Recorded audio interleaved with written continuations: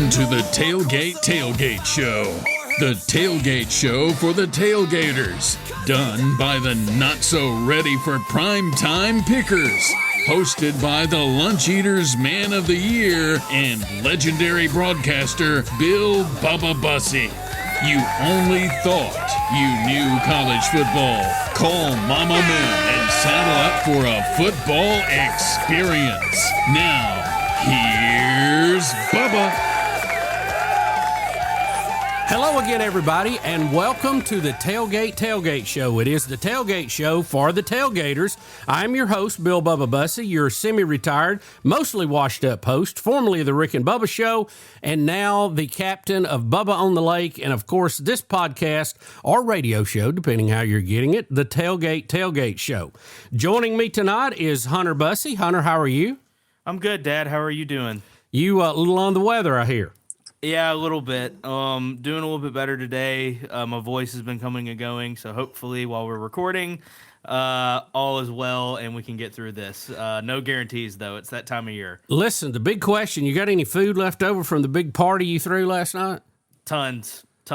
Too much. I had basically a second Thanksgiving, I think, in my fridge right now. So, well, I was worried. Not a bad thing, though. Not a bad thing. I kept the phone on just in case I got a call. You know, I didn't know. I didn't want y'all to get too rowdy. Yeah.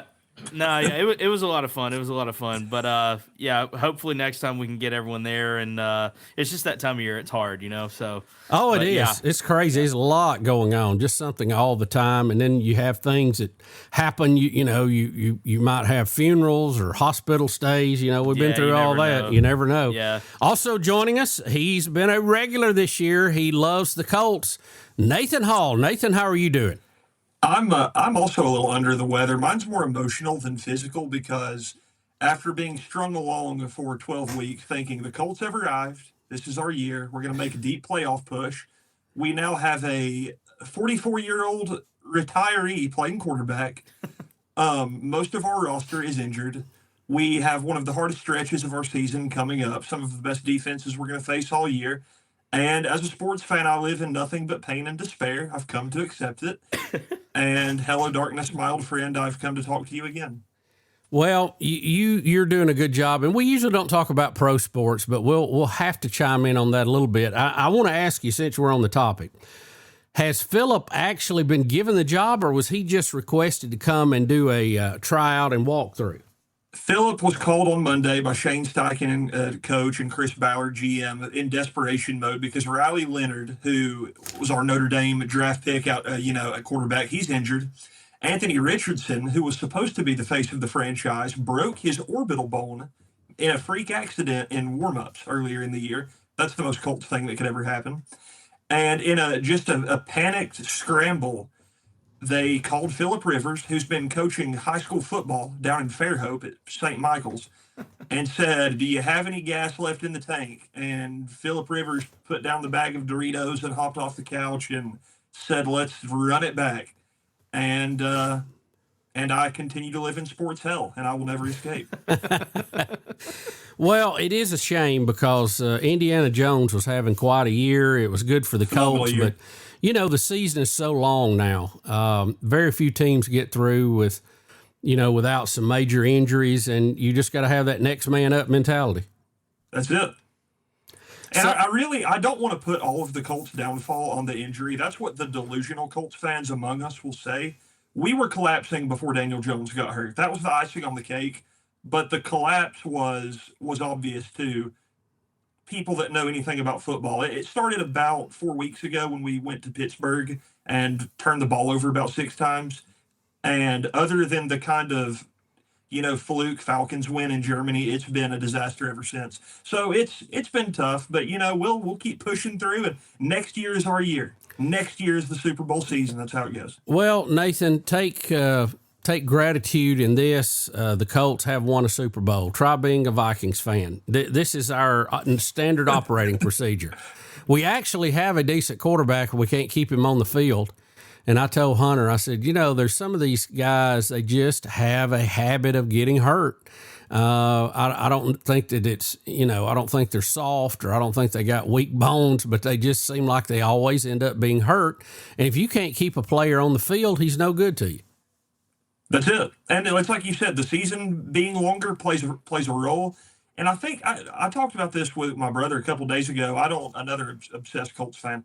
I don't know if it's the way players are practicing now, because you look at a guy like Brett Favre, who started, I want to say it was like 370 games in a row. That may not be the exact number, but it was just an unreal number of games.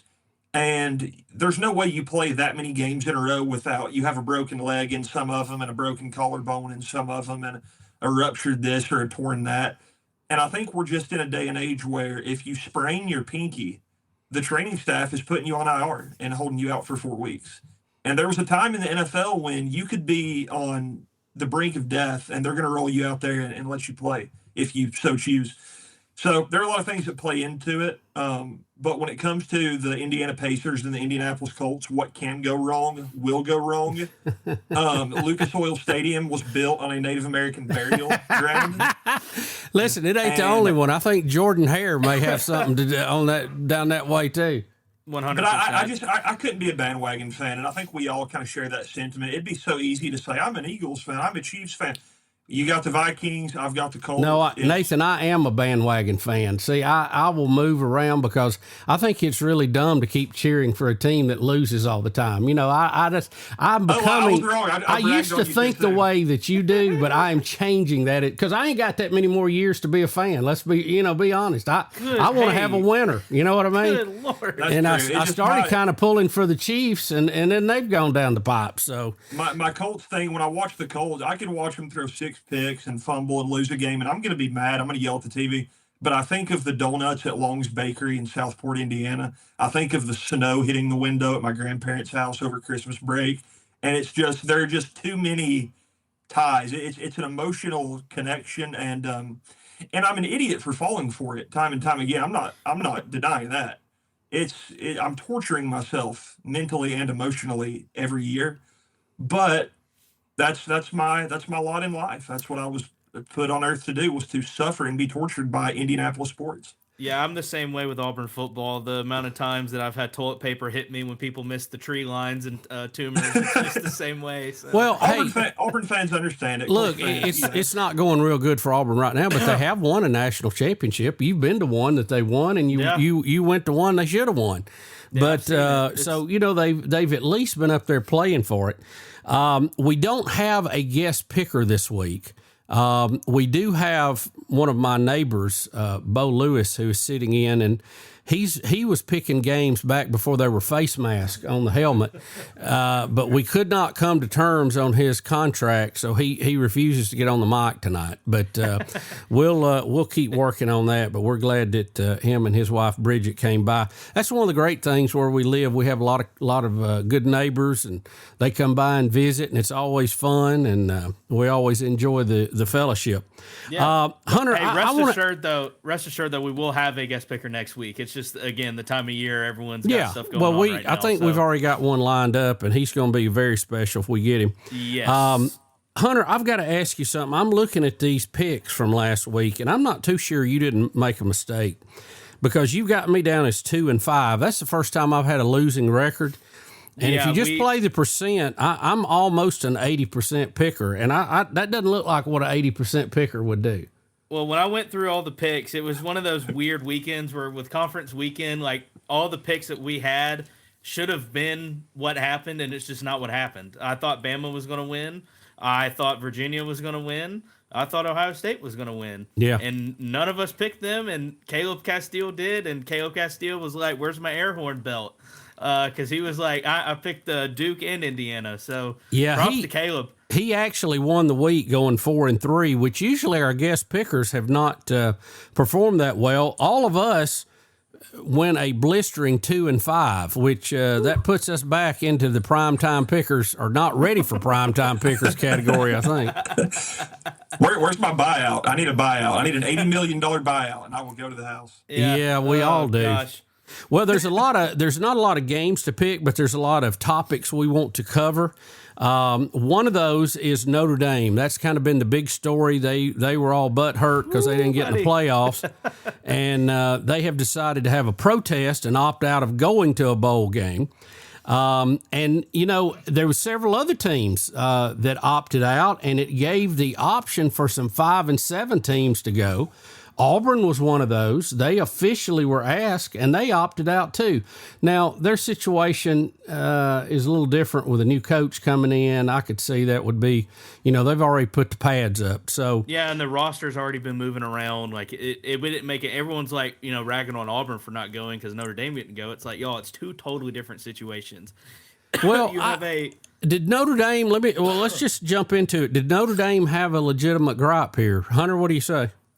I mean, I don't think so. I think they need to go ahead and man up and join a conference. I know they did in 2020 for like a year because of COVID and because they had to. I think what was it, the ACC or something like that. But I just think they need to go ahead and bite the bullet and join a conference. I don't see what the whole holdup is. I know some people like them being, kind of the lone wolf out there in the college football world with all the teams that are out there, but they lost everyone was like, well, how did they get in? How did Miami get over them? Because Miami beat them head to head. That was one of the criteria. I think you have to have that. I think if somebody beats you head to head, that game matters, 100%. Yeah. It's just like, I don't understand why. And also they lost to ranked opponents, them and A&M. And the rest of the year they played pancake teams as they do every single year.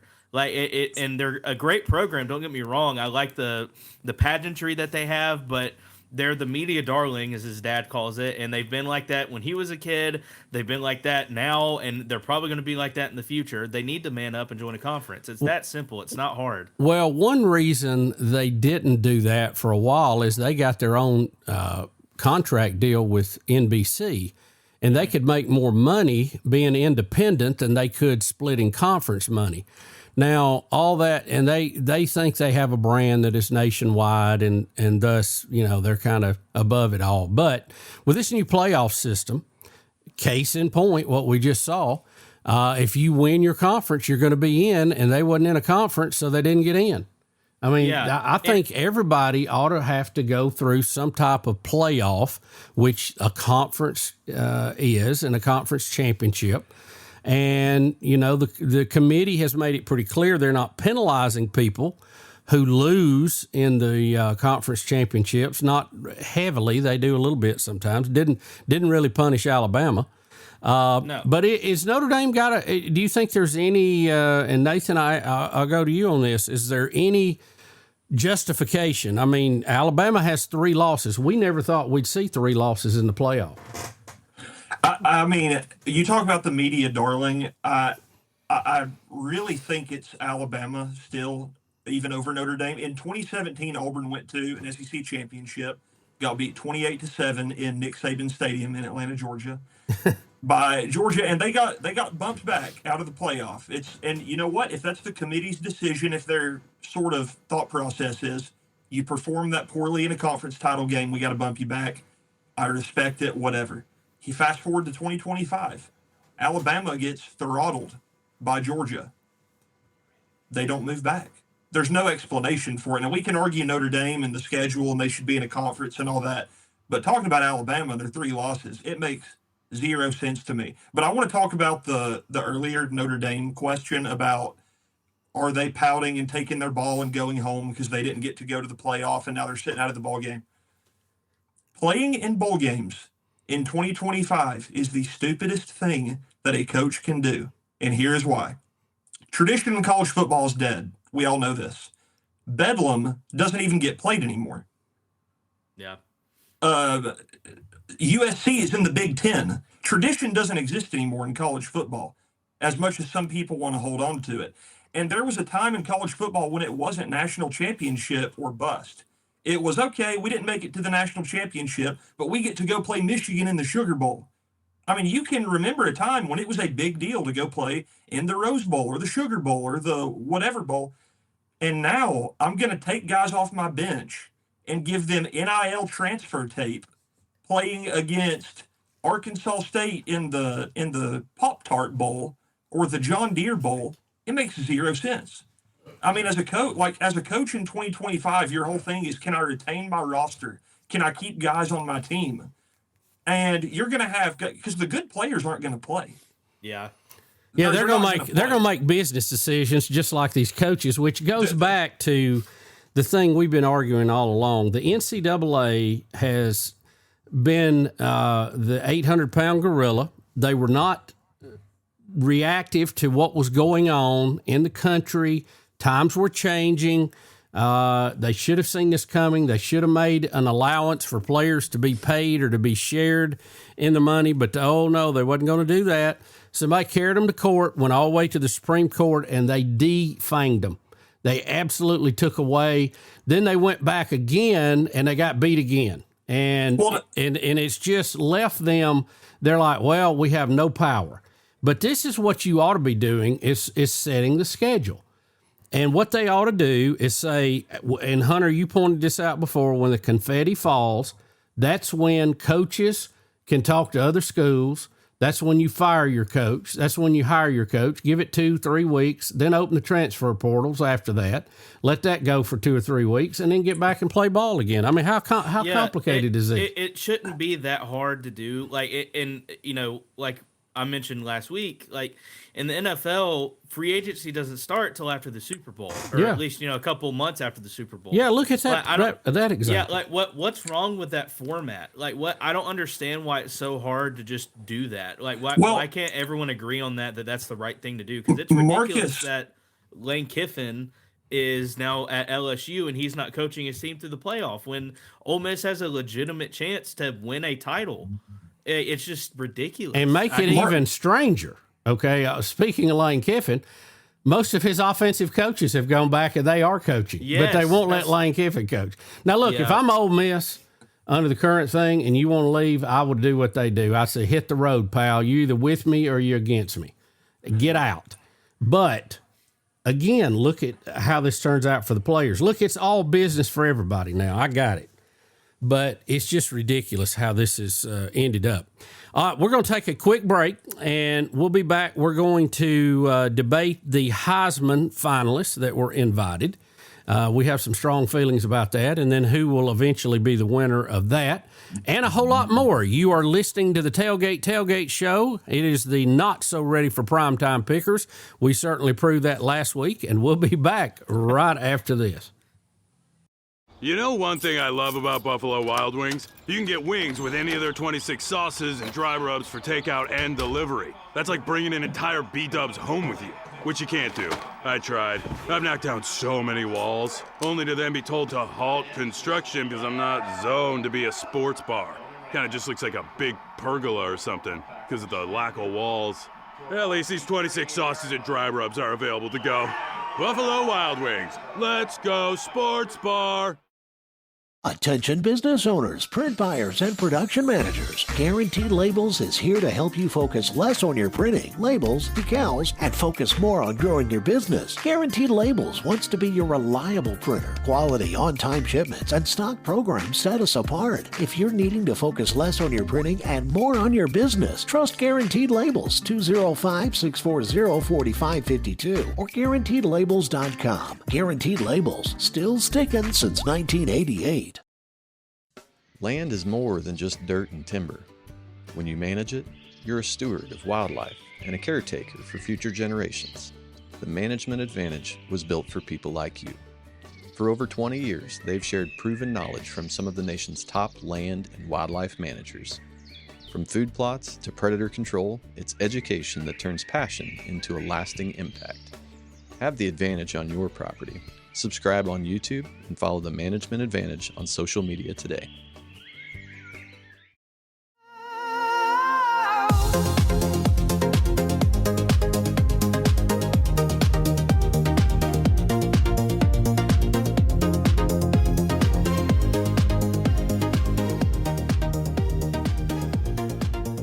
We're back. It's the Tailgate Tailgate Show. Thank you for joining us. Our website is the tailgatetailgateshow.com. You can drop in there, see all about the program, also see our radio partners. This program is released as a podcast, and it's also rebroadcast as a radio program on Saturday mornings to our affiliates, and you can see a complete rundown of stations, cities, and times there, and we appreciate it. Kind of a little experiment.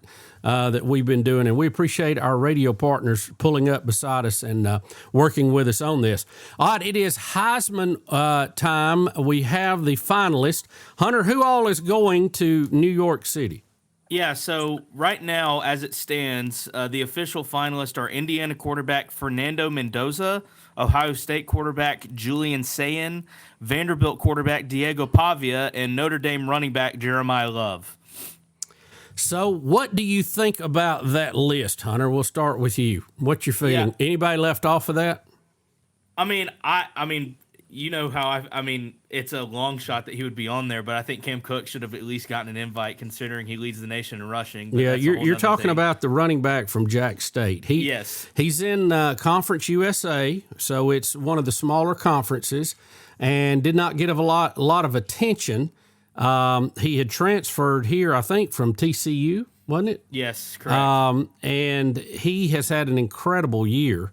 He's an incredible running back. You're going to see a lot more of him in the future. Yeah. But I feel like if you are the leading running back in the country, you ought to be at least invited to this. I thought Ty Simpson would be invited for a long time. He kind of fell off at the end of the season just a little bit. But look, let's be honest. Julian Sayin did not look that good in their game either. So No. if that game had been a week earlier, he may not have been there. Yeah, and So what do you Nathan brought think, up- Hunter?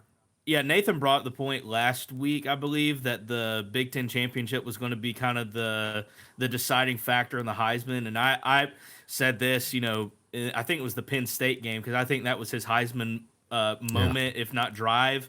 But Fernando Mendoza should win this Heisman easily. It wouldn't shock me if this is going to be a hot take, but if Diego Pavia somehow won it just because of the impact he's had on Vanderbilt, because I really don't think if he's not there, Vanderbilt's not as good as they are, to be honest. It's really incredible, isn't it?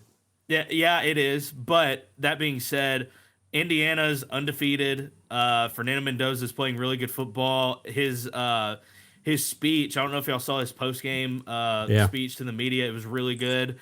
But that's who I think will win it. That's my pick. I'm kind of glad that there's another position player in there besides quarterback, because that's what it's turned into. Like we saw the wide receiver from Alabama, Devontae Smith, win it a couple years ago, but it's a quarterback award. Let's just call it like it is. But I think Fernando Mendoza's got this in the bag. It shouldn't be a debate, but who knows? Nathan, what do you I'm not think? in the media. I think talking about potential snubs, Jacob Rodriguez at Texas Tech, he's maybe the best linebacker of my lifetime in college football. He's insane.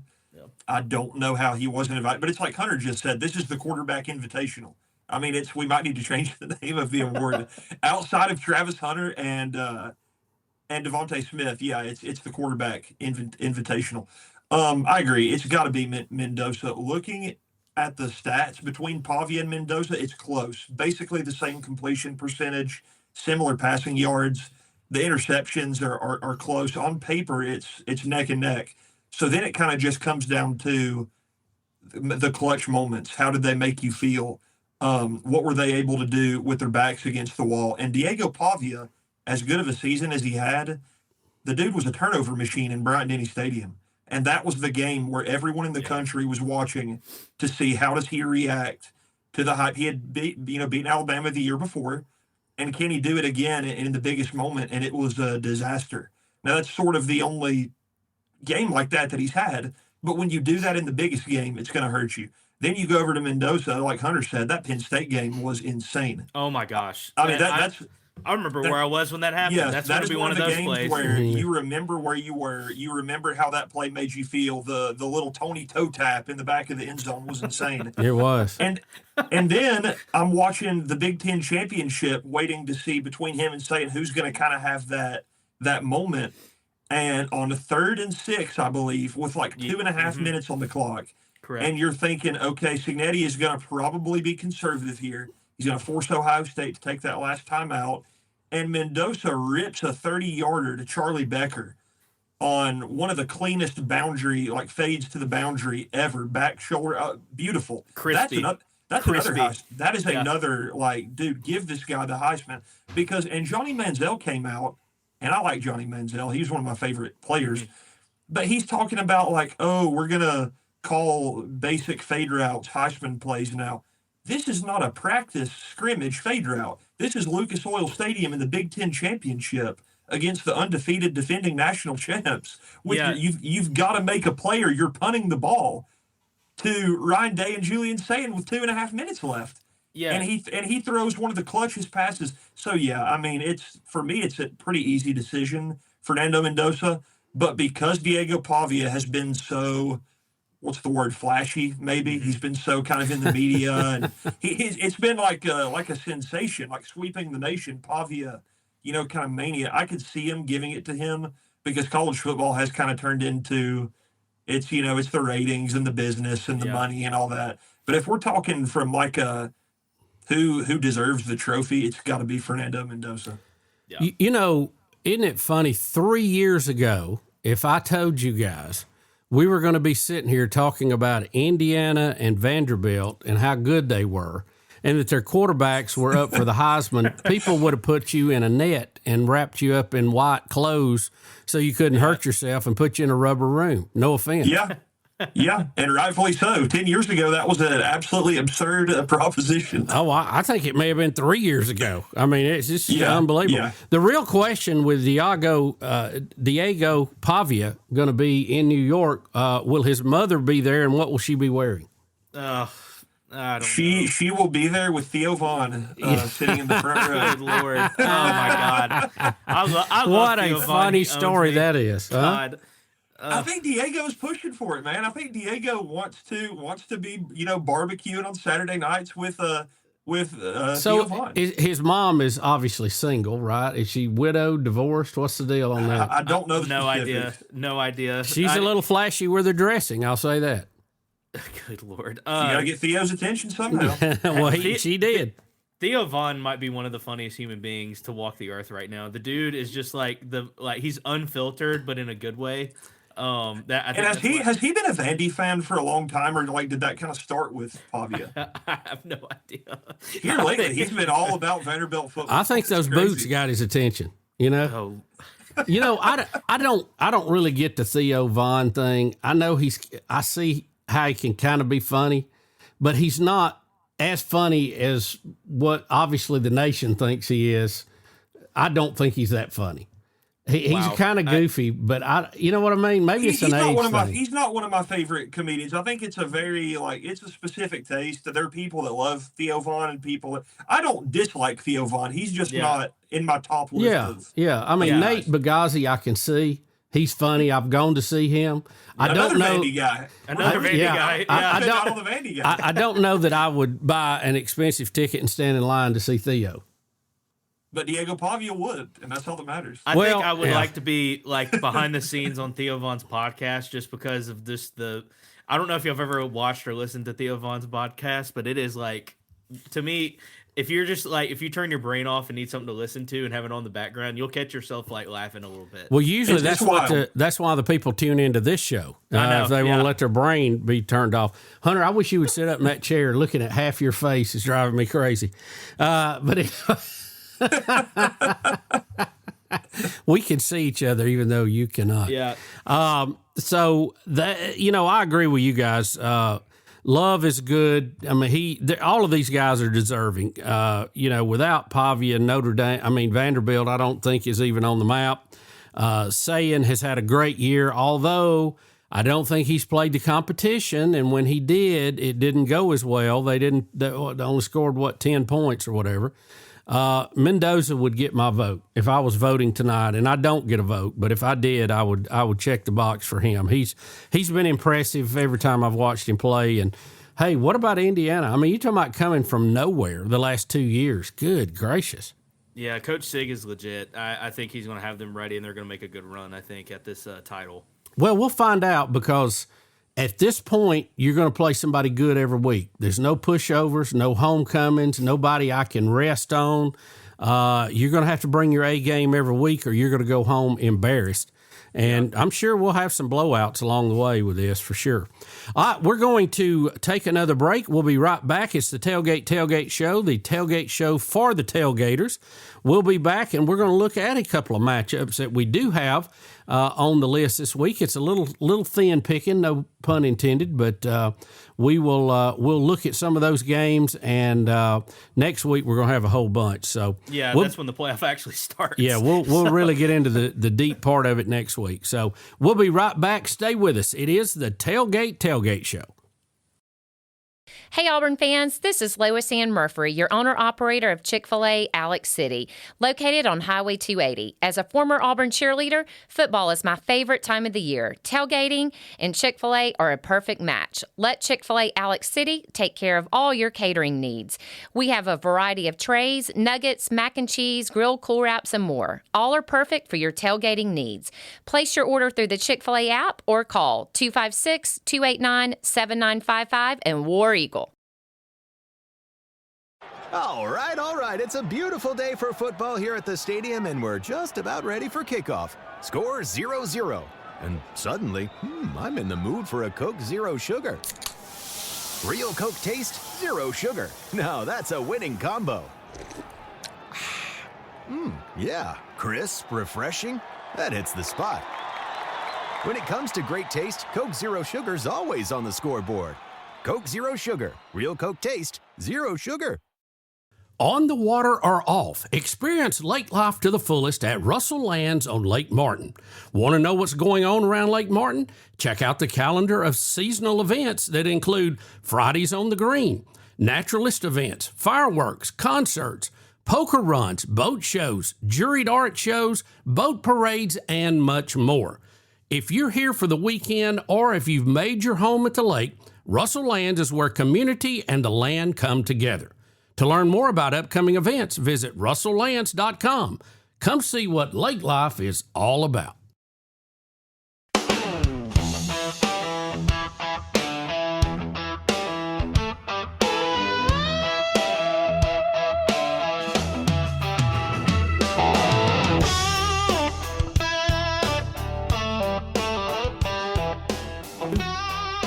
Welcome back, everybody. It is the Tailgate Tailgate Show with the not-so-ready-for primetime pickers.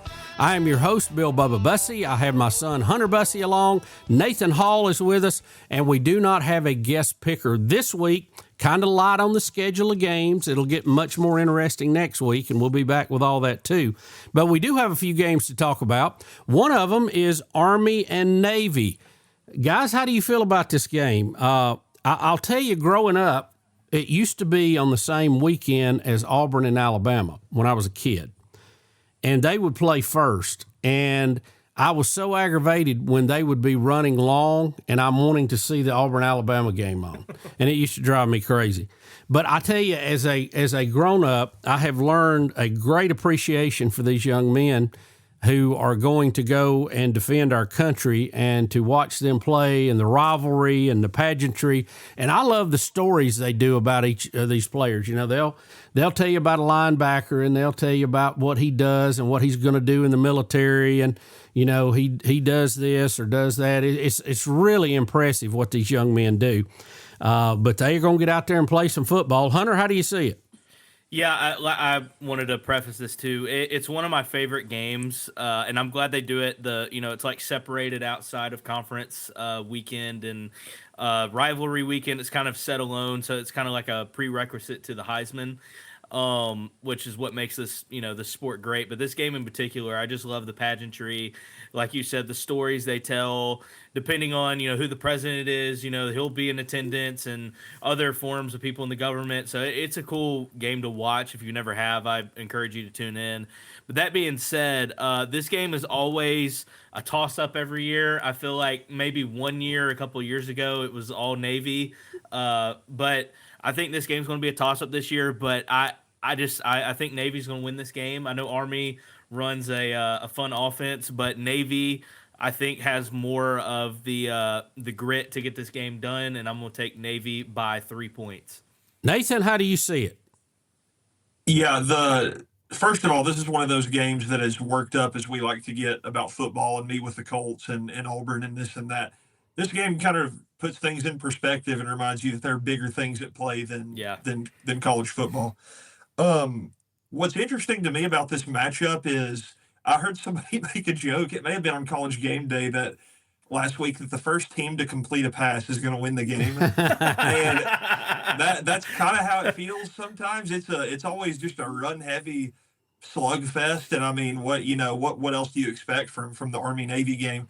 But both quarterbacks have over 1,000 yards rushing, which is just kind of a weird stat for the people, and I think it shows like that's what you expect out of this game. It's maybe the winning team completes 3 passes. But Blake Horvath, I think is how you say it, and Kale Hillums for Army. Both of these guys are going to try to get it done on the ground, and I feel pretty good about Navy. They're like a touchdown favorite, which is pretty extreme, honestly. It's like a 6.5 point favorite.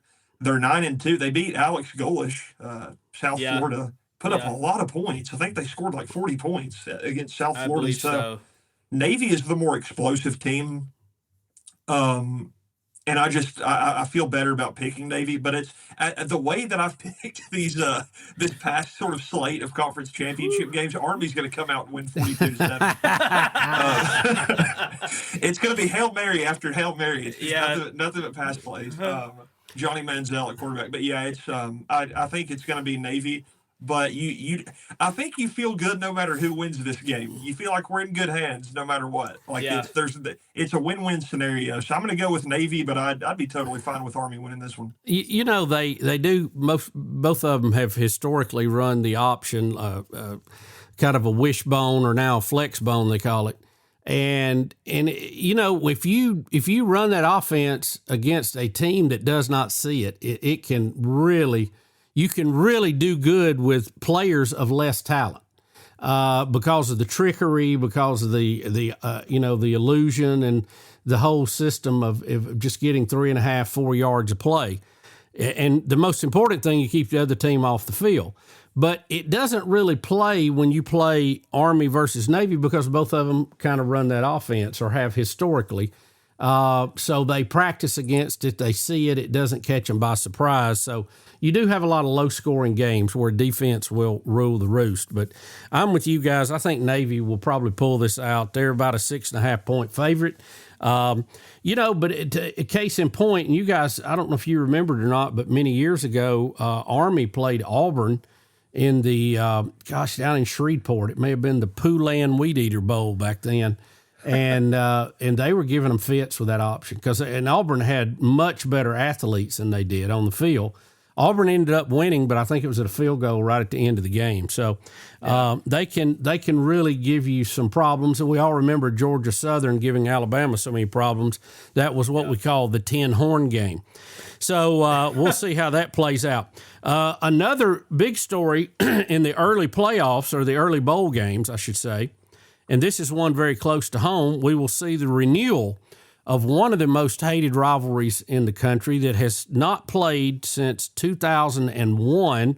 That is Jack State and Troy. The Jack State Gamecocks and the Troy Trojans will play in the Salute to Veterans Bowl in Montgomery, and that will be next Tuesday night, kicking off at 8 o'clock. And this is something that folks my age who grew up, this was when both of these teams were Division II. This was kind of like the Division II Auburn-Alabama game. I mean, it was a hated rivalry. You measured your season by two things. One, what was your record, and did you win the Troy or Jack State game? And because of them moving up and then Jack State moving up and all this, they never were really compatible to play again on the same level. And then there was probably a little stalling along the way too, but we won't point that out here on this program. But now they have got to face off in a bowl game.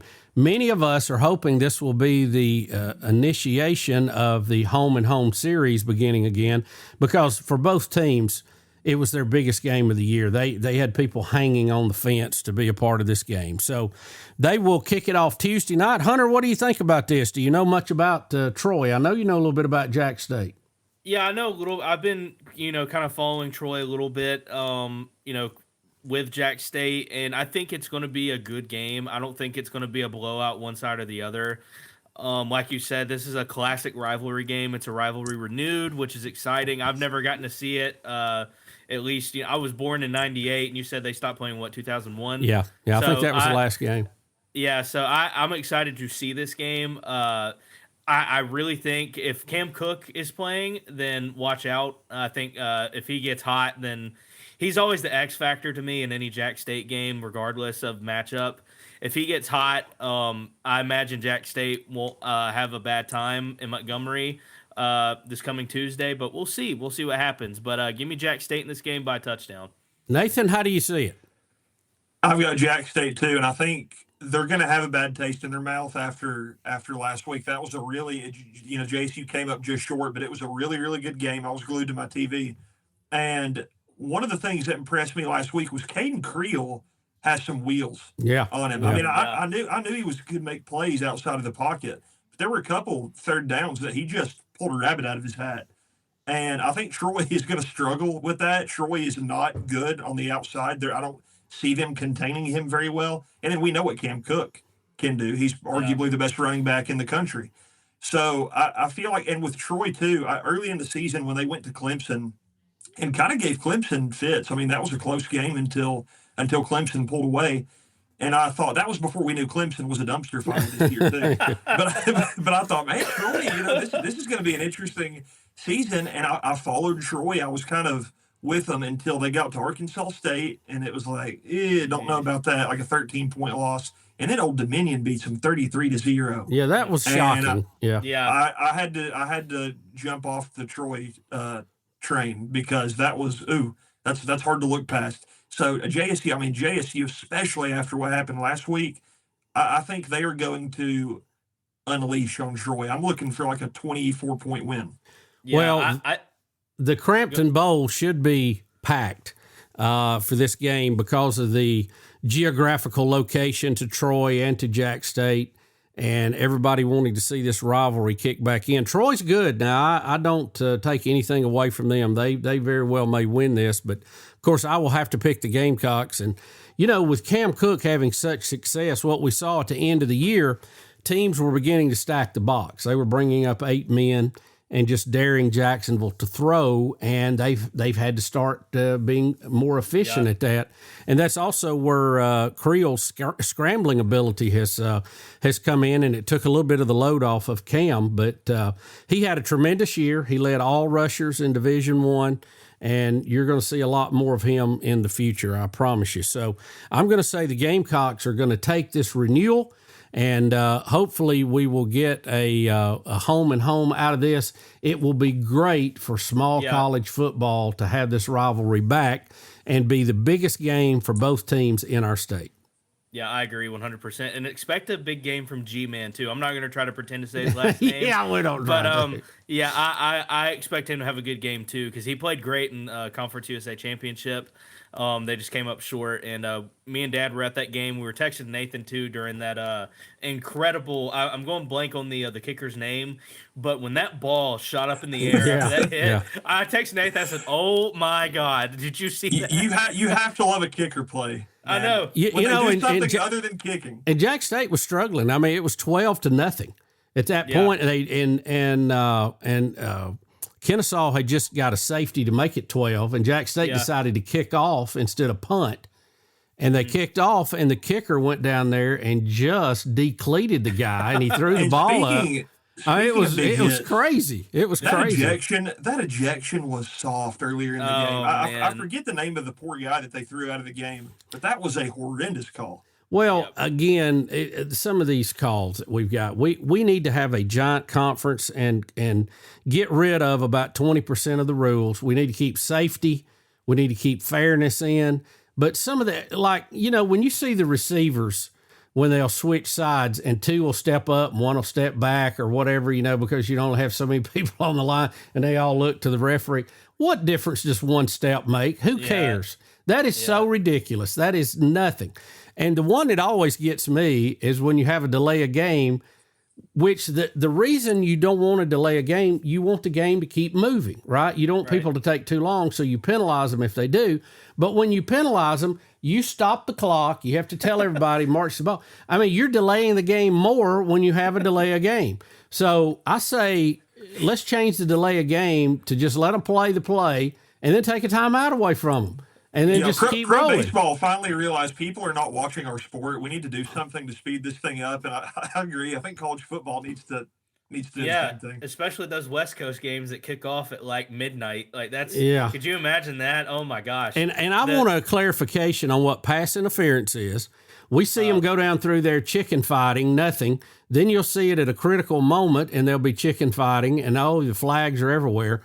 You either can touch the guy or you can't. You know, I mean, I don't know why this is so complicated. They've got to clarify that. I think it's ridiculous that the ball carrier, the minute the ball goes over the line is a touchdown. Anything can happen. But if you catch a pass, you got to catch it, secure it, go to the ground with it, hold it, jump up, and give it to the referee, or it's not a completed pass. I think that's ridiculous. Yeah, we could have a whole episode of the rule change soapbox, like especially on targeting. Like, I think they need to take a book out of the page out of the NFL's book where you don't eject somebody; it's just 15 yards, or make it 20 yards, or something like that. Make it like super substantial. Make it 30 and make the guy sit out the rest of the series. But don't, so many of these things too. Like if you've played, a guy's coming up to you, puts his head down at the last minute. You may be in a good position to make a tackle, but he puts his head down, then you're going to hit head to head. It looks like you were at a fault. It's just it's a natural movement. Like you can't help it. Like I'm all for the protection. When running at you. Yeah, I'm all for the protection, but I think the penalty does not serve the crime correctly. Yeah, it's hard to tell a guy who weighs 220 and runs like a 4.3 40 who's running at you full speed and has been trained to be violent since Pop Warner football. And he has to just stop on a dime when you decide to throw them. It's impossible. It makes no sense. Pop Warner. I'm gonna ask y'all one more question. We got to go to the break. We're way over here. But I want to pick y'all's mind, see if you know this. Players have weight or mass, and they have speed, and that is the force of a collision. What's more important, the mass or the speed? As far as giving you force for the collision, what is the key factor? To be heavier or to be faster? What do you think, Nathan? I'm going to say faster, but I don't know what I'm talking about.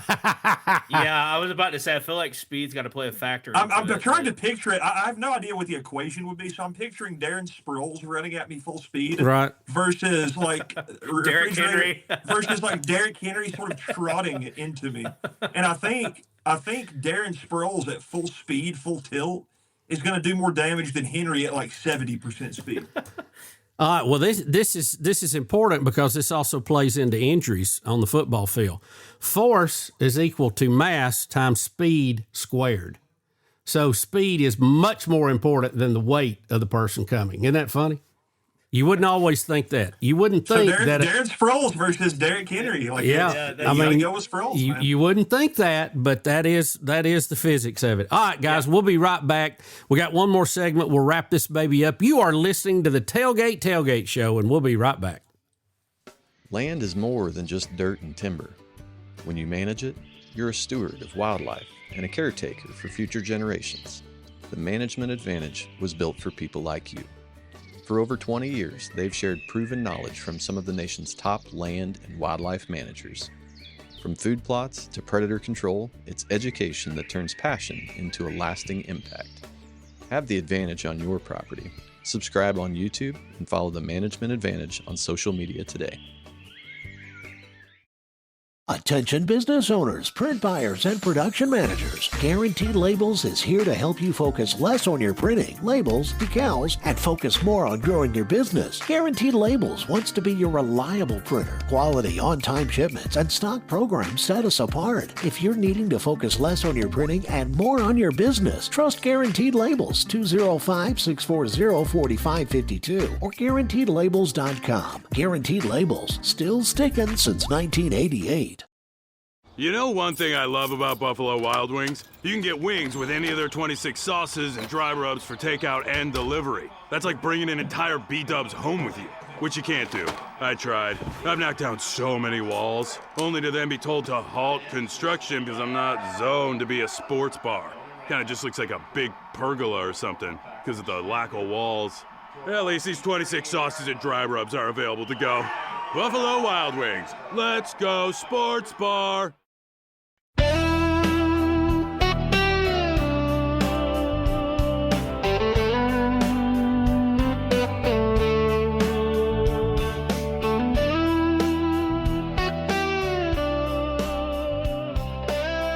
Welcome back, everybody. It's time to wrap up this week's edition of the Tailgate Tailgate Show. Been a little light on the games we've talked about, but that'll change next week. We'll have a full slate back and a guest picker with us, and we hope everyone's having a great Christmas season as we get ready for all the family events. Guys, we want to remind everybody, our website is the Tailgate Tailgate Show, and if you go there, we have merchandise, maybe the perfect Christmas gift for the sports fan. Get them a little Tailgate merchandise there. We also have some Bubba on the Lake stuff and a whole lot more, so check that out. Also, we want you to always like us and follow us and hit the notification button on all the social media. We appreciate you doing that. That keeps the show growing, and we have certainly enjoyed doing this show. It was an experiment this year, but we have enjoyed doing it, and we hope to be able to come back and do that again. And like I say, we got a few more weeks we're going to do this year, and we'll keep you updated on that from week to week as the games unfold. Guys, any closing thoughts as we put a bow on this one? Hunter Bussey, what do you say?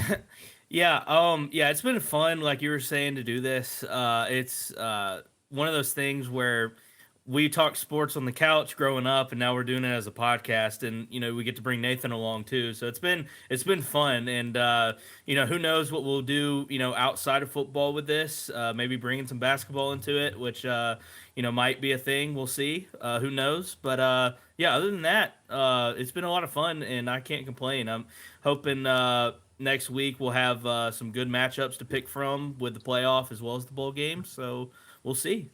I'm excited. I want to say this too. Scheduled to appear. Probably our biggest guest picker we've had all year. For sure, 100%. If we can get he has agreed to be on the show. We still got to close the deal.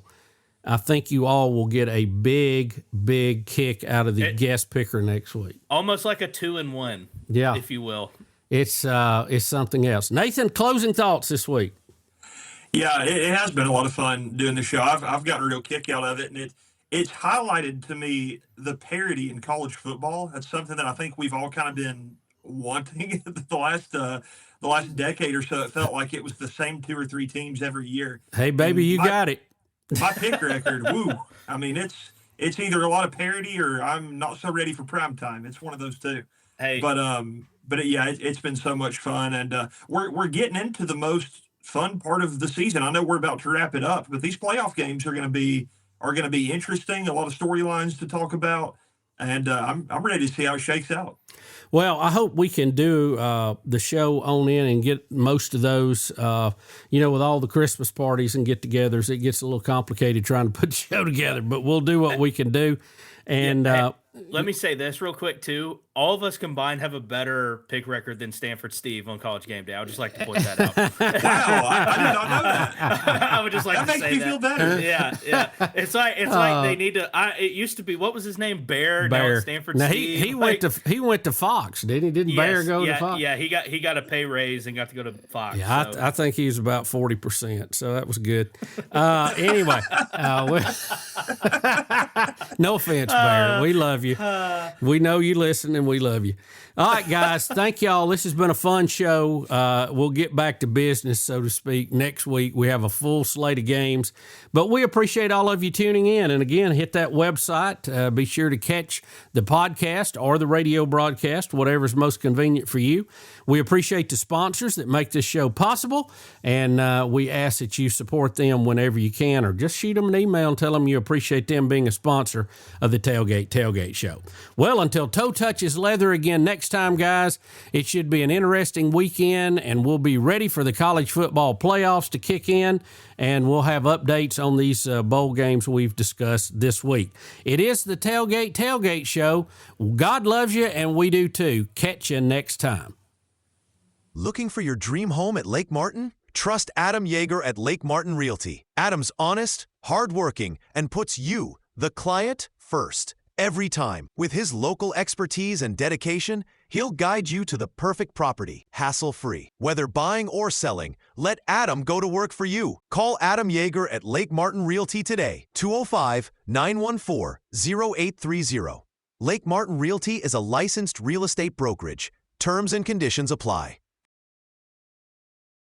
On the water or off, experience lake life to the fullest at Russell Lands on Lake Martin. If you love the outdoors, then Naturalist Marianne's classroom is where you need to be. She brings the outdoors to you at Russell Crossroads. Or you can see Lake Martin and thousands of acres of undisturbed forest taking a guided horseback trail ride through the stables. If you're here for a weekend or you've made your home at the lake, Russell Lands is where community and the land come together. To learn more about upcoming events, visit russelllands.com. Come see what lake life is all about. Hey Auburn fans, this is Lois Ann Murphy, your owner-operator of Chick-fil-A Alex City, located on Highway 280. As a former Auburn cheerleader, football is my favorite time of the year. Tailgating and Chick-fil-A are a perfect match. Let Chick-fil-A Alex City take care of all your catering needs. We have a variety of trays, nuggets, mac and cheese, grilled cool wraps, and more. All are perfect for your tailgating needs. Place your order through the Chick-fil-A app or call 256-289-7955 and War Eagle. Hello, this is Robert Smith for Awards to Remember. I hope you'll think of us for trophies, plaques, and awards. We're famous for our low discount prices, and our customer service is second to none. We were named as one of the top 10 awards dealers in the Southeast. We were a finalist for Alabama Small Business of the Year, and our website at awardstoremember.com is one of the best in the industry. Awards to Remember, where we don't just create trophies, we create memories. You've been listening to the Tailgate Tailgate Show, a production of Intergalactic Pants and Tees, all rights reserved. Be sure to like and follow and subscribe to the show and all social media. Contact information is on our website at thetailgatetailgateshow.com. Until next time, may your coals stay hot and your tent stay dry.